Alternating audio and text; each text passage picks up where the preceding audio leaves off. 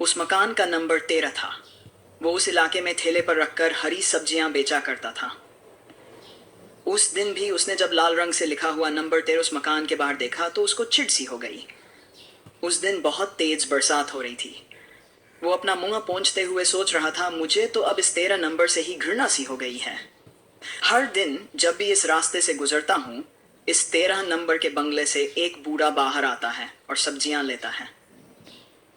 लेकिन हर दिन ही सब्जियां लेने के बाद मुझसे 2-3 रुपए का धनिया और हरी मिर्चें मुफ्त में जबरदस्ती ही ले जाता है।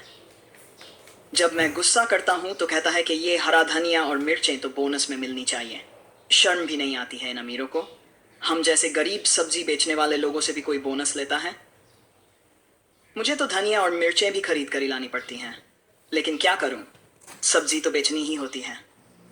सब्जी वाले ने एक बार फिर से अपना मुंह उस बंगले की तरफ देखकर बिगाड़ा और मन ही मन बुदबुदाया। आज क्या हो गया? मेरी इतनी ऊंची आवाज सुनकर भी बूढ़ा घर से बाहर नहीं आया है।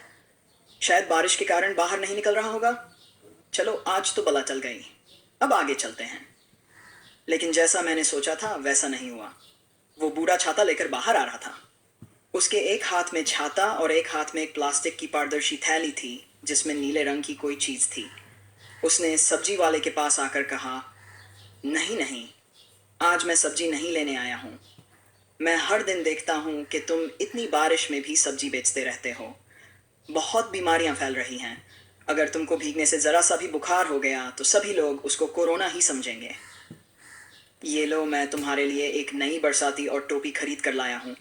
अब से ये बरसाती और टोपी पहनकर सब्जी बेचा करो।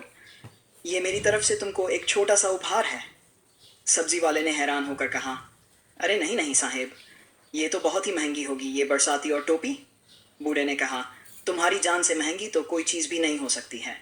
सब्जी वाला उनको बस देखता ही रह गया। उसको लगा कि जैसे इतनी बरसात में भी उस पर घड़ों पानी पड़ गया था। सब्जी वाला शर्म से सर नीचे करके एक अपराधी की तरह खड़ा था। वो कृतज्ञता भरी नजरों से बाबूजी को देखने लगा। उस दिन पहली बार उसको वो बूढ़े बाबूजी और उनका बांग्ला नंबर 13 भी बहुत ही अच्छा लगा। उनकी इंसानियत के आगे सब्जी वाले को मुफ्त में दिया गया हरा धनिया और हरी मिर्चियां बहुत ही छोटी लगने लगी।